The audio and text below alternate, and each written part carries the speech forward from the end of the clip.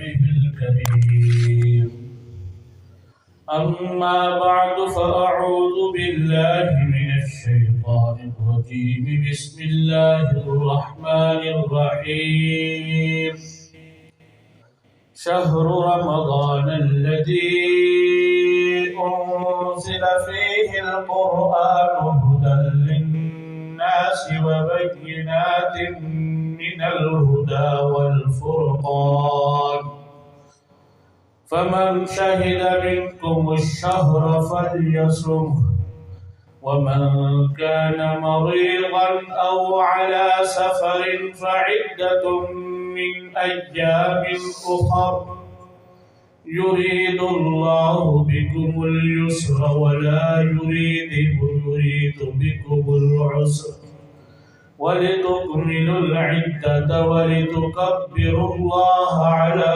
ما هداكم ولعلكم تشكرون۔ رمضان کا مہینہ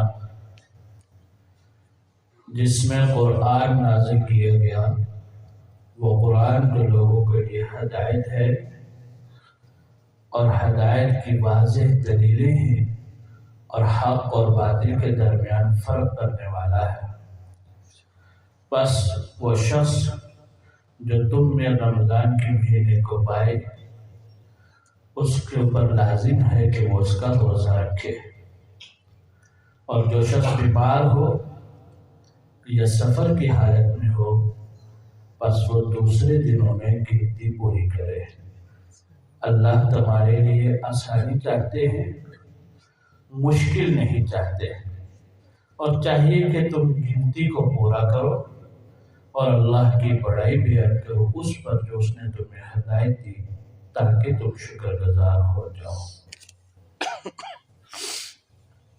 گزشتہ درس کے اندر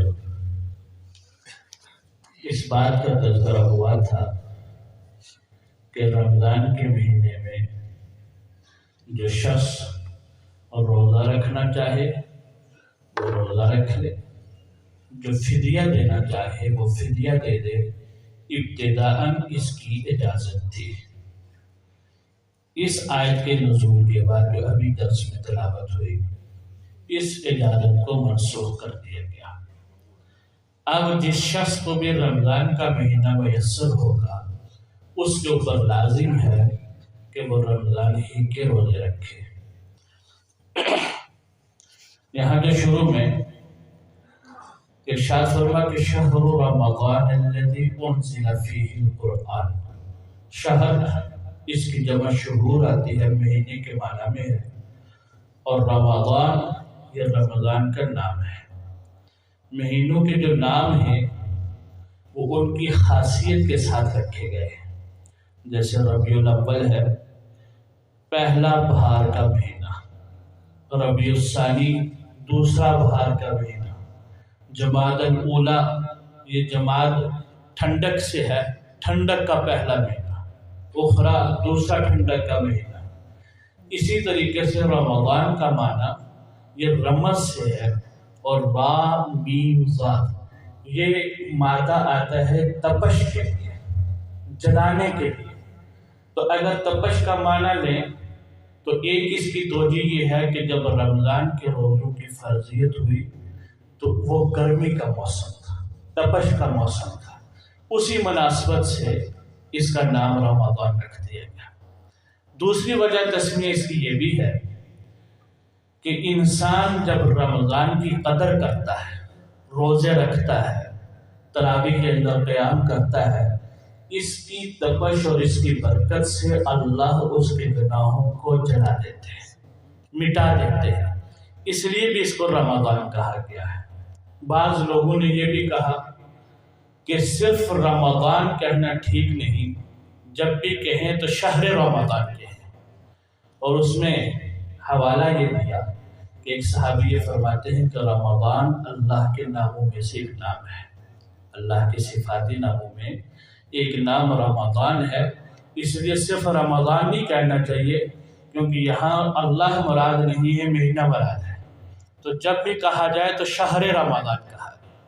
لیکن چونکہ اسلامی عرف میں رمضان اللہ کے لیے مشہور نہیں ہے، مشہور مہینے کے لیے ہے، اور خود پیارے آقا صلی اللہ علیہ وسلم نے فرمایا من قام رمضان ایمانا و احتسابا غفر له ما تقدم من ذنبه ومن صام رمضان ایمانا و احتسابا غفر له ما تقدم من ذنبه، جس نے رمضان کے مہینے میں ایمان اور ثواب کی نیت سے روز قیام کیا، اس کے پچھلے سارے گناہ معاف کر دیے گئے۔ جس نے رمضان کے اندر روزہ رکھا ثواب کی امید اور ایمان کے ساتھ، اس کے پچھلے گناہ سارے معاف کر دیے گئے۔ یہاں شہر رمضان نہیں فرمایا، خود آقا علیہ السلام نے صرف رمضان کہا ہے۔ تو چونکہ آج کل میڈیا کا دور ہے، بہت سارے ساتھی اس طرح کے سوالات کرتے ہیں، اس لیے میں نے ضروری سمجھا کہ اس کی وضاحت ہو جائے کہ صرف رمضان کہنے میں بھی کوئی حرج نہیں، کیونکہ خود حضور صلی اللہ علیہ وسلم نے صرف رمضان فرمایا ہے۔ شہر رمضان کی فضیلت اور عظمت بیان کرنے کے لیے اللہ نے اس کی جو بڑی وجہ بیان فرمائی وہ یہ بیان فرمائی الذی انزل فیہ القرآن، رمضان کا مہینہ وہ ہے جس میں اللہ کا قرآن اترا ہے، قرآن کریم نازل کیا گیا، اور قرآن اللہ کا کلام ہے، اور اس اللہ کے کلام کی جس سے نسبت ہو گئی اللہ نے اس کو عظمت بخش دی ہے۔ تو اسی وجہ سے رمضان کے مہینے کو بھی اللہ نے بہت برکت اور عظمت بخشی ہے کہ اس میں قرآن کریم نازل ہوا۔ اور صرف قرآن ہی نہیں بلکہ مسند احمد کی روایت کے مطابق یکم رمضان المبارک میں حضرت ابراہیم علیہ السلام پر صحیفے نازل ہوئے، 6 رمضان المبارک کو حضرت حضرت موسیٰ علیہ السلام پر تورات نازل ہوئی، اسی طرح 13 رمضان المبارک کو حضرت عیسیٰ علیہ السلام پر انجیل نازل ہوئی، اور 24 رمضان المبارک کو پیارے آقا محمد مصطفیٰ صلی اللہ علیہ وسلم پر قرآن کریم اترا۔ اگرچہ ان تاریخوں کے اندر مختلف روایات میں اختلاف ہے، لیکن اس پر سب متفق ہیں کہ جتنی آسمانی کتب اتری ہیں یا آسمانی صحیفے اترے ہیں وہ سارے کے سارے رمضان کے مہینے میں اترے ہیں۔ اس سے پتہ چلا کہ رمضان کی بہت اہمیت اور فضیلت ہے۔ لیکن جتنے پہلے صحیفے تھے وہ کتابی شکل میں تھے، یک مشت اترے ہیں۔ مثلا حضرت موسیٰ علیہ السلام کوہ طور پر گئے، اللہ تبارک و تعالیٰ نے انجیل کی تختی عطا فرما دی، وہ لے کر اپنی قوم کے پاس آ گئے۔ عیسیٰ علیہ السلام بیت الحم میں گئے، اللہ تبارک و تعالیٰ نے انجیل کی تختی عطا فرما دی، وہ لے کر اپنی قوم کے پاس آ گئے۔ لیکن قرآن کریم یہ یک مشت نازل نہیں ہوا، ہاں اترا ہے یک مشت۔ وہ کیسے کہ رمضان میں لیلۃ القدر کے اندر، جیسے اللہ خود قرآن میں فرماتے ہیں اِنَّا أَنزَلْنَاهُ فِي لَيْلَةِ الْقَدْرِ، ہم نے اس قرآن کو لیلۃ القدر میں اتارا۔ تو انزال کہتے ہیں یک مشت اترنے کو، اور وہ جو لیلۃ القدر میں اترا وہ لوح محفوظ سے آسمان دنیا کے اوپر بیت العزت میں یک مشت ایک ہی دفعہ اتارا گیا۔ وہاں سے حضور اکرم سرور دو عالم صلی اللہ علیہ وسلم کے قلب اطہر پر 23 سال کے عرصے میں تھوڑا تھوڑا کر کے اتارا جاتا رہا۔ اس کو تنزیل کہتے ہیں، یعنی تھوڑا تھوڑا کر کے جب جو موقع مناسب تھا، جہاں جس آیت کی ضرورت تھی، اللہ اس آیت کو نازل فرما دیتے تھے۔ پھر جبریل امین حضور صلی اللہ علیہ وسلم کو بتلا دیتے اس آیت کا تعلق فلاں صورت کے ساتھ ہے۔ پیارے آقا صلی اللہ علیہ وسلم کاتبین وحی کو بلا کر بتلا دیتے کہ اس کو فلاں صورت سے پہلے لکھ لیں، فلاں کے بعد لکھ لیں، فلاں آیت کے ساتھ لکھ لیں، اس سے پہلے لکھ لیں، اس سے بعد لکھ لیں۔ اور اب جو ہمارے پاس قرآن کریم کی ترتیب ہے، یہ وہی ترتیب ہے جس ترتیب کے مطابق اللہ نے آسمان دنیا کے اوپر یک مشت نازل کیا تھا۔ یہ وہ والی ترتیب ہے۔ فرمائیے قرآن کی خاصیت کیا ہے؟ ہدی للناس، یہ لوگوں کی ہدایت کا ذریعہ ہے۔ قرآن کریم سے ہر شخص چاہے وہ کسی طبقہ زندگی سے تعلق رکھنے والا ہو وہ رہنمائی حاصل کر سکتا ہے۔ وَبَيِّنَاتٍ مِّنَ الْهُدَىٰ وَالْفُرْقَانِ، اور ہدایت کی واضح دلیلیں ہیں۔ اللہ نے مثالوں کے ذریعے سے، واقعات کے ذریعے سے، قصص کے ذریعے سے کھول کھول کر دلیلیں دی ہیں ہدایت کے اوپر کہ جو اللہ کے پیغمبروں کی مانتا ہے اللہ اسے کیسے کامیاب کرتے ہیں، اور جو اللہ اور اللہ کے رسولوں کی بات کو ٹھکراتا ہے اللہ اس پر کیسے عذاب بھیجتے ہیں، کیسے گرفتار کرتے ہیں۔ پورا قرآن اس کو کھول کھول کر بیان کر رہا ہے۔ والفرقان، اور حق اور باطل کے درمیان فرق کرنے والا ہے۔ فمن شہد منکم الشہر فلیصمہ، اب فرمایا کہ بس تم میں سے جو اس مہینے کو پائے یعنی رمضان کے مہینے کو، اس پر لازم ہے کہ وہ اس کا روزہ رکھے۔ جیسے پہلے میں نے عرض کیا تھا کہ پہلے فدیے میں اور روزہ رکھنے میں اختیار دیا گیا، کیونکہ عرب معاشرہ اس سے واقف نہیں تھا۔ ایک دم سے اگر کوئی بوجھ ڈالا جائے اس کو برداشت کرنا مشکل ہوتا ہے۔ اب کچھ عادی ہو گئے تو اللہ جل شانہ نے حکم بدل دیا اور فرمایا اب اجازت نہیں کہ افطار کرو اور فدیہ ادا کرو، نہیں، اب جو بھی اس مہینے کو پائے گا اس کے اوپر روزہ لازم ہے۔ فمن شاہدہ، شہود وجود کے معنی میں ہے، یعنی جس کو رمضان کا مہینہ ملا اس حالت میں کہ وہ صحت مند تھا، اس حالت میں کہ عقل والا تھا، اس حالت میں کہ وہ بالغ تھا، اس حالت میں کہ وہ مسلمان تھا، اس کے اوپر رمضان کے روزے فرض ہیں۔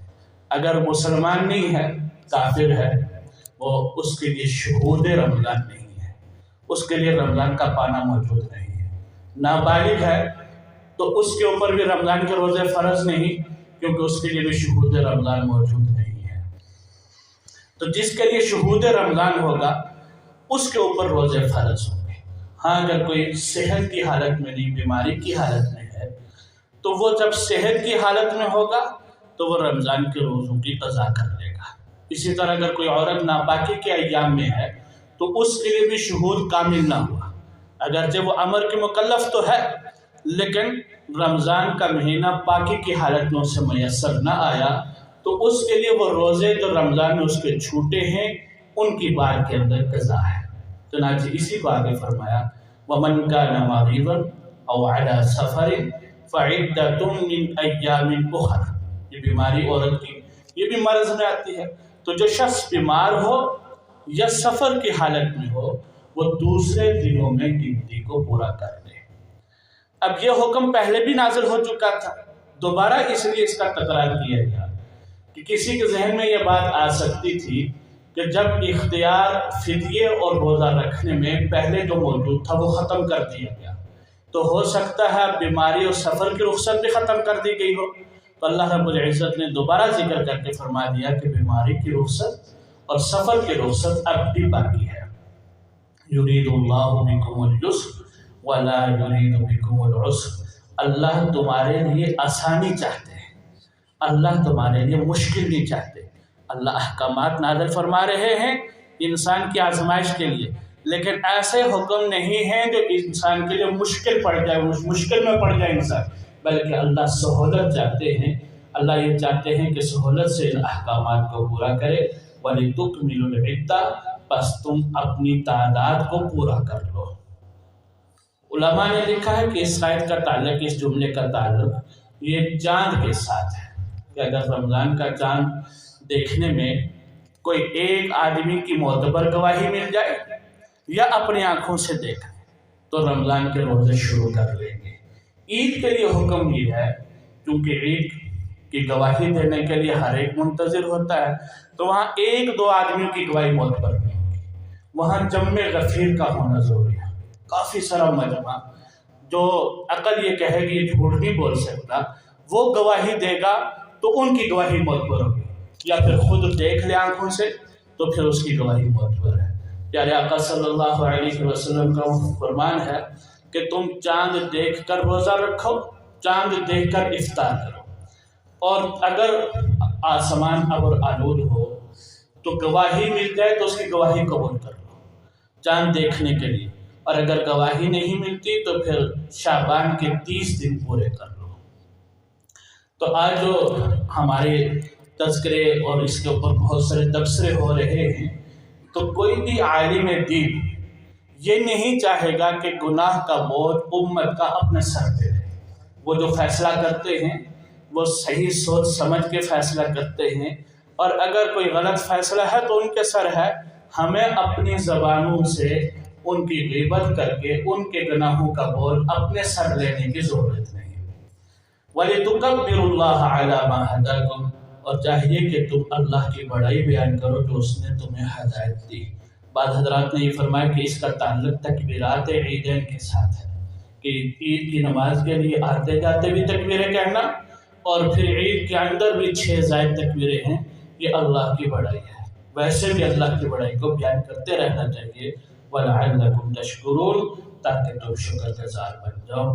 اللہ جل شانہ سے دعا ہے کہ اللہ پاک ہمیں قرآن فہمی نصیب فرمائے اور اس کے مطابق زندگی گزارنے والا بنائے۔ آمین۔ الحمدللہ رب العالمین، والصلاة والسلام علی سید الانبیاء والمرسلین۔ اللہم ربنا آتنا فی الدنیا حسنہ وفی الآخرۃ حسنۃ وقنا عذاب النار۔ اللہم انا نسألک العفو والعافیہ